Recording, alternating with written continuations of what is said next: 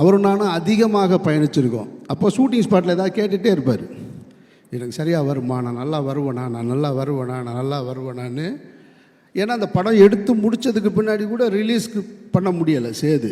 அப்பவும் அவர் ஃபைட் பண்ணிக்கிட்டே இருக்கார். அந்த இடைப்பட்ட காலத்தில் கூட போய் டப்பிங் பண்ணிட்டு வர்றாரு. பிரபுதேவா சாருக்கு போய் ஒரு படத்தில் டப்பிங் பண்ணிட்டு வர்றாரு. இவ்வளோ பெரிய படம் பண்ணியிருக்கோம், ஆனால் அந்த படம் ரிலீஸ் ஆகலைன்னு அதை பற்றி கவலைப்படாமல் டப்பிங் பண்ணிட்டு வர்றாரு. ஒரு டெலிவிஷனுக்கு சீரியல் பண்ணணும்னு சொல்லிவிட்டு என்னையை கூப்பிட்டு உட்கார வச்சு ஒரு ஸ்கிரிப்ட் எழுதி அதை பண்ணணுமா வாங்க அப்படின்னு சொல்லிட்டு நான் அவரும் பெசன்ட் நகரில் பீச்சில் உட்காந்து எழுதிட்டுருக்கோம். அவ்வளவு கஷ்டப்பட்டு வந்தவர். அப்போ கேட்டுகிட்டே இருப்பார். அப்போ நான் சொல்லுவேன், இங்கே பாருங்களேன், நீங்கள் ஆள் பார்க்க ரொம்ப அழகாக இருக்கீங்க, யூத்தாக இருக்கீங்க, நல்லா பெர்ஃபார்ம் பண்ணுறீங்க.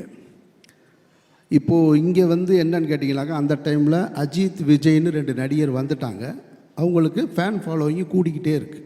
நான் சொல்கிறேன், நான் கொஞ்சம் கொஞ்சமாக 2 பேருடைய படங்களுக்கும் அந்த டைமில் தான் சேது அண்டர் ப்ரொடக்ஷனில் இருக்குது.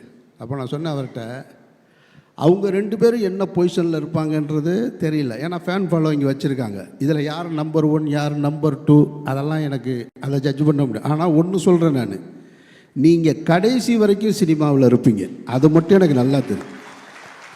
கடைசி வரைக்கும் இருப்பீங்க. நீங்கள் தான் சினிமா வேணான்னு ஒதுங்கினா தான் உண்டு, தவிர சினிமா உங்களை ஒதுக்கவே முடியாது. அப்படி ஒரு ஆக்டர் நீங்கள், அதில் எந்த டவுட்டும் கிடையாது. அவ்வளவு டெடிக்கேஷன் அப்படிலாம் பார்க்கவே முடியாது. சும்மா சினிமாவில் டெடிக்கேஷன் சொல்லுவாங்க.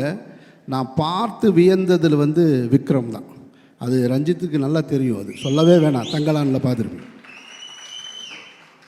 கும்பகோணத்திலேருந்து திருவிடைமருதூரில் ஷூட்டிங் நடக்கும். உடம்பு குறைக்கணும், அந்த பாண்டிமடம் போர்ஷன் பண்ணணுங்கும்போது காலையில் எந்திரிச்சு நடந்து வருவார். ஒரு ஹீரோ அந்த படத்தில் நடிக்கிறதுக்காக லொக்கேஷனுக்கு நடந்தே வருவார். அது ஒரு 15 கிலோமீட்டர் இருக்கும். காலையில் நட, திருப்பி வரும்போது நட, 15 கிலோமீட்டர். அப்படியே இப்படி ஆகிட்டாப்புல பாண்டிமடம் போர்ஷன். கிட்டத்தட்ட அவருக்கு ஒரு வெறி இருந்தது, ஏன்னா நாம் ஜெயிக்கணும்னு.